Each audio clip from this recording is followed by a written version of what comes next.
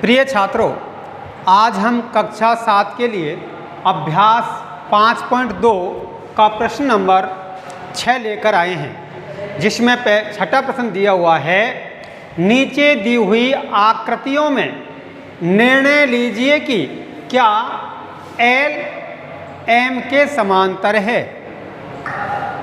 यहाँ आपको एक चित्र दिया हुआ है। एल और एम दो रेखा हैं, उनको एक एन तिर्यक रेखा काट रही है। अब आपको इन दोनों कोणों को देख करके यह ज्ञात करना है कि एल एम के समांतर है या नहीं। एल एम के समांतर कब होती है? जब संगत कोण बराबर होते हैं या फिर एकांतर अंतः कोणों का योग 180 डिग्री होता है, तो एल एम के समांतर होगी।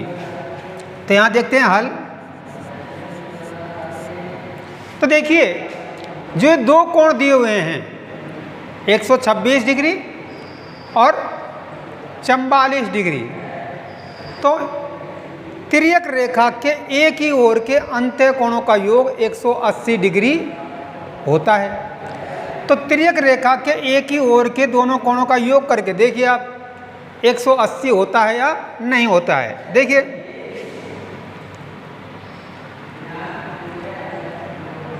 चूंकि 126 डिग्री प्लस 44 डिग्री बराबर 180 डिग्री 180 डिग्री के बराबर नहीं है, अर्थात तिर्यक रेखा के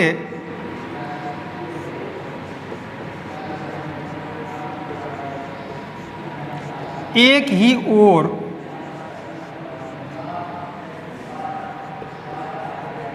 के अंतः कोणों का योग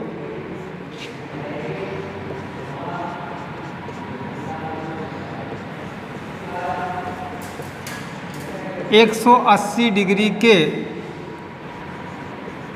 बराबर नहीं है, बराबर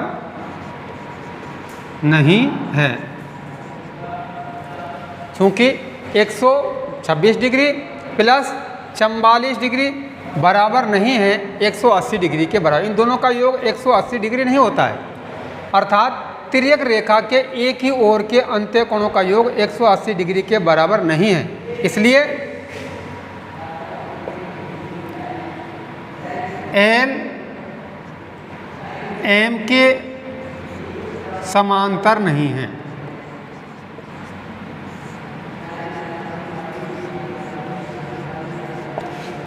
इसलिए क्या है, एल एम के समांतर रेखा नहीं है।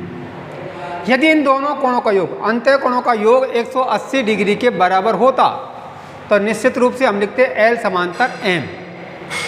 इसी प्रकार यहाँ दूसरा चित्र दिया हुआ है, एल और ये भी एम है, ये मान लो तिर्यक रेखा एन। अब यहाँ आप देखेंगे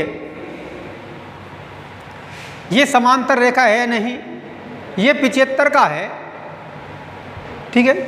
तो ये संपूरक कोण है, इन दोनों का योग 180 डिग्री होता है। तो ये कितना हो जाएगा, ये 75 है और ये 180 में से 75 घटाते हैं तो 105 डिग्री का आना चाहिए। कितने का आना चाहिए? 105 का। जब ये 105 डिग्री का आता है ये, तो इसको भी 105 डिग्री का होना चाहिए। तो ये 105 डिग्री का नहीं है, तो यहाँ क्या लिखोगे? संगत कोण बराबर नहीं है। ये 75 का है तो ये भी 75 का नहीं है, ठीक है। तो यहाँ लिख दो संगत कोण बराबर नहीं है।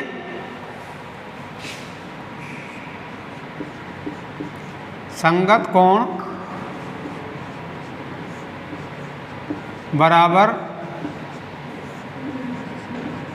नहीं है,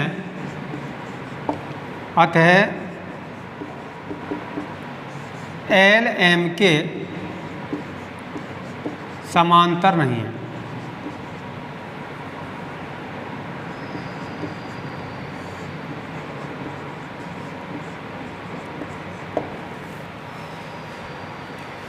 भाई ये 75 का है तो ये 75 का होना चाहिए। अब जब ये 75 का है तो ये 75 का तो है ही नहीं, ठीक है। या फिर आप यहाँ दिमाग लगाएंगे कि ये 75 का है तो ये कोण ज्ञात करो कितने डिग्री का होगा। इन दोनों का योग 180 होना चाहिए, तो 180 मान चलते हैं तो ये कितना हो गया, 105 डिग्री का हो गया। ये 105 का हो गया तो ये भी तो 105 का होना चाहिए शीर्षमुख कोण। तो संगत कोण बराबर नहीं है, अतः एल एम के समांतर नहीं है। इस प्रकार देखिए इसी का तीसरा प्रश्न देखिए, इसी का प्रश्न नंबर 3। एल एम दो रेखाएं हैं, इनको कोई तिर्यक रेखा एन काट रही है। यहाँ देखिए इसमें कोण दिया हुआ है 57 डिग्री और यहाँ दिया हुआ है 123 डिग्री। तो हम इस बात को जानते हैं कि ये 57 है, इसका शीर्षमुख कोण ये है, तो ये भी कितना हो गया, 57 डिग्री हो जाएगा। ये 57 है तो ये भी 57 डिग्री हो गया। शीर्षमुख कोण बराबर होते हैं। अब 57 और 123 तिर्यक रेखा के एक ही ओर के अंत्यकोण हैं, ये संपूरक होते हैं, अर्थात इन दोनों का योग 180 के बराबर है, तो ये दोनों रेखाएं समांतर होंगी।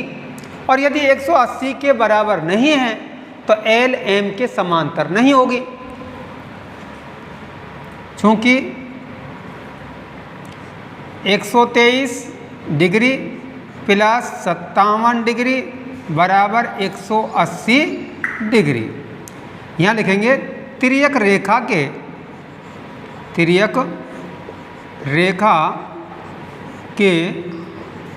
एक ही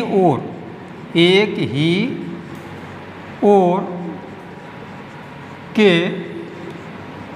कोण, तिर्यक रेखा के एक ही ओर के कोण संपूरक होते हैं।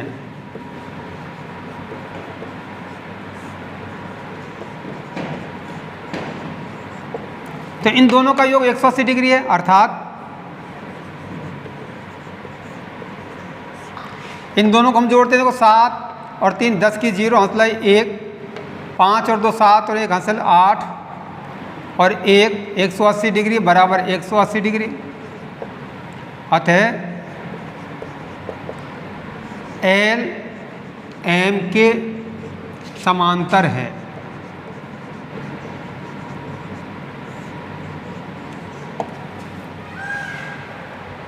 केवल आपसे ये पूछ रहा है, निर्णय लीजिए कि आप एल एम के समांतर है या नहीं। तो इन दोनों का योग ये 57 है तो ये भी 57 हो गया शीर्षमुख कोण। इन दोनों का योग 180 डिग्री यदि आ रहा है तो एल एम के समांतर है। यहाँ भी देखिए ये 72 डिग्री है, 72 का शीर्षमुख कोण 72 डिग्री है। अब इन दोनों का योग करके देखते हैं, 8 और 2 10 की 0 हंसलाई 1, 9 और 7 16 और 1 17, 180 डिग्री आ रहा है इनका योग। 180 डिग्री के बराबर नहीं आ रहा है, तो एल और एम है जो समांतर नहीं है। ठीक है, ये 72 डिग्री है तो ये भी कितना हो गया, 72 डिग्री हो गया। ये कितना हो गया, इधर का आप निकाल सकते हो, चाहे इन दोनों से ही निकालें। तो देखिए तिर्यक रेखा के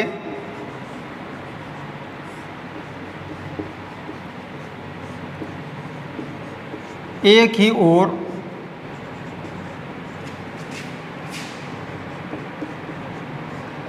के अंत्यकोणों का योग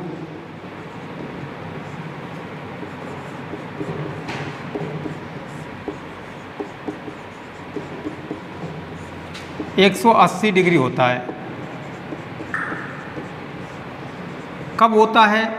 जब दो समांतर रेखाएं होती है तो इनका योग यदि 180 डिग्री के बराबर है तो एल एम के समांतर होगी।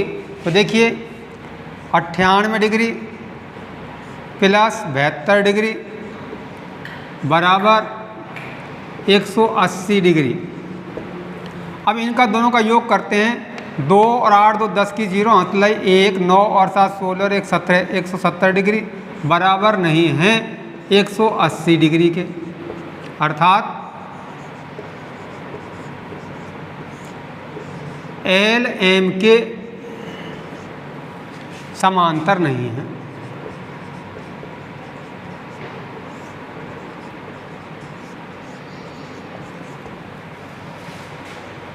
ठीक है। अब आपको हम अभ्यास अध्याय 5 में आपको हमने बहुत कुछ सिखाया था, तो उसका आप दोहरान करते हैं। क्या करते हैं?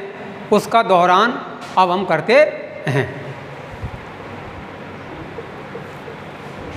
देखिए इसका अभ्यास का हम दोहरान कर रहे हैं। आपको इसमें मिला था पूरक कोण। पूरक कोण का योग 90 डिग्री होता है। पूरक कोण, पूरक कोण, ऐसे दो कोण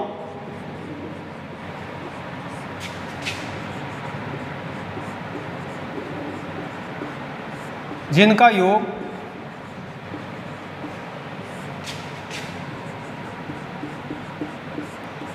नब्बे डिग्री के बराबर हो।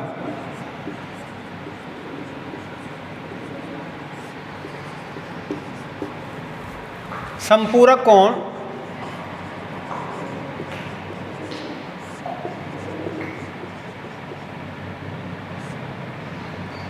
ऐसे दो कोण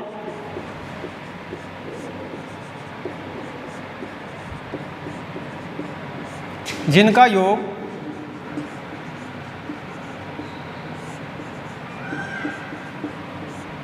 एक 180 डिग्री के बराबर हो।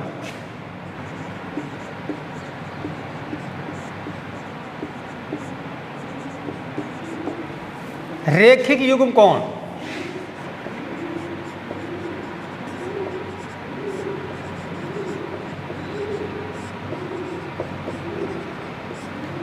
रेखिक युग्म कोण क्या होते हैं? सीधी रेखा होती है, इस पे दो कोण बन जाते हैं, ये रेखिक युग्म कोण है। अर्थात ये संपूरक भी होते हैं। क्या होते हैं? ए बी ओ सी। तो ये दोनों कोण क्या होते हैं? संपूरक होते हैं। तो ये रेखिक युग्म कोण कहलाते हैं। ये होते हैं समांतर रेखा, दो या दो से अधिक रेखाएं जिनमें कोई बिंदु उभयनिष्ठ न हो।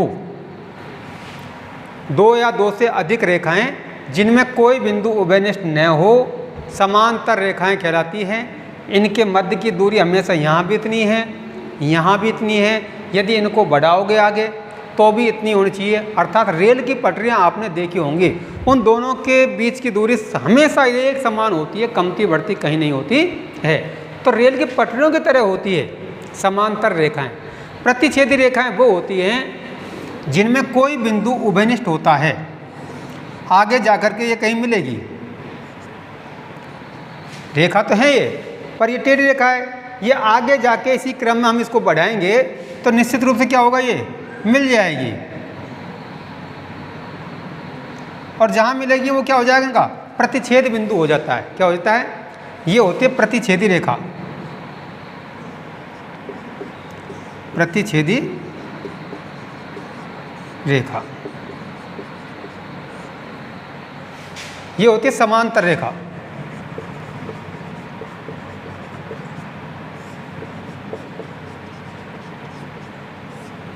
ये रेखिक युग्म कोण बनाते हैं। क्या बनाते हैं? रेखिक युग्म कोण बनाते हैं। रेखिक युग्म कोण, रेखिक युग्म कोण ऐसे दो कोण जिनका योग 180 डिग्री के बराबर हो, रेखिक युग्म कोण कहलाते हैं। अब देखिए, यदि दो समांतर रेखाओं को कोई तिर्यक रेखा काटती है तो उस पे बनने वाले कोण मैंने आपको बता दिया था, शीर्षाभिमुख कोण, संगत कोण, एकांतर अंत्य कोण, एकांतर बाह्य कोण। तो इनके बारे में यदि आपके पास में जानकारी है और आप इनको जानते हैं तो निश्चित रूप से आप क्या है कि इन प्रश्नों को या फिर कक्षा 8, 9 इनके सवालों को आप रेखागणित के सवालों को आसानी से हल कर सकते हैं। इसी प्रकार देखिए आप, ये समांतर रेखा है, दो समांतर रेखाएं हैं, इनको कोई तिर्यक रेखा काट रही है, ये काटती है। तो यहाँ आपको कोण आपको समझाया था मैंने, किसी भी क्रम में लिख लें आप, 1, 2, 3, 4, 5, 6, 7, 8। तो संगत कोण युग्म आपको बताया था, संगत कोण 1 5 के, 4 8 के, 2 6 के, 3 7 के। तो संगत कोण युग्म क्या होते हैं? समान होते हैं। संगत कोण युग्म, यहाँ देखिए संगत कोण युग्म, संगत कोण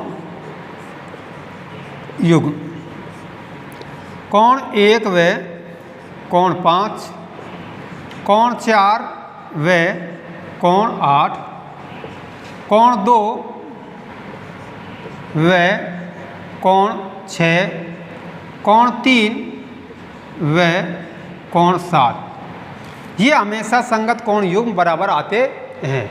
1 5 के बराबर होगा, 4 8 के बराबर होगा, 2 6 के बराबर होगा, 3 7 के बराबर होगा, 7 3 के बराबर होगा। इसी प्रकार ये एकांतर अंत्य, एकांतर अंत्य कोण युग्म, एकांतर अंत्य कोण युग्म, एकांतर अंत्य कोण युग्म 4 6, कोण 4 व कोण 6, कोण 3 व कोण 5, ये एकांतर अंत्य कोण युग्म है। एकांतर बाह्य कोण युग्म, एकांतर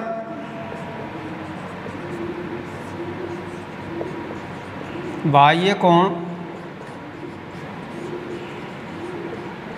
युग्म, एकांतर बाह्य कोण युग्म 1 7, बाहर के कोण 1 व 7, कोण 1 व कोण 7, कोमा कोण 2 व 8, कोण 2 व कोण 8, ये एकांतर बाह्य कोण युग्म है। फिर आता है इसमें तिर्यक रेखा के एक ही ओर के अंत्य कोण, तिर्यक रेखा के एक ही ओर के अंत्य कोण समपूरक होते हैं। कैसे होते हैं? समपूरक होते हैं, अर्थात ये दोनों का योग 180 डिग्री आता है। 4 और 5 का योग कितना आएगा? 180 डिग्री आएगा। तो ये समपूरक आता है। अब हमको यहाँ कोई सा भी कोण दे दे, 1 दे दे तो हम सबको ज्ञात कर सकते हैं, हमको 2 दे दे तो भी सबको ज्ञात कर सकते हैं, हमको कोण 5 दे दे 1 तो भी हम सबका मान निकाल लेते हैं। 1 दिया तो 1 का शीर्षाभिमुख कोण कौन सा है? 3, ये है जितने का ये हो जाएगा 3, 3 है जितने का 5 हो जाएगा, 5 है जितने का 7 हो जाएगा। ये सीधी रेखा है, इन दोनों का योग 180 डिग्री होता है, समपूरक कोण होते हैं। तो 1 का दे रखा है तो 180 में से घटा करके हम 2 का मान निकाल लेते हैं, और जब 2 का मान हम निकालेंगे तो 2 4 के बराबर हो जाएगा। 4 कितना हो जाएगा? 2 के बराबर हो जाएगा। 4 से 6 बराबर हो जाएगा एकांतर अंत्य कोण, 6 का 8 बराबर हो जाएगा शीर्षाभिमुख कोण। तो इस प्रकार से हम सभी कोणों को ज्ञात कर सकते हैं। ठीक है, आज के वीडियो में इतना ही। आज का ये अभ्यास और अध्याय 5 भी संपूर्ण होता है। अगले वीडियो में हम आपके लिए अध्याय 6 लेकर के आएंगे। तब तक के लिए धन्यवाद।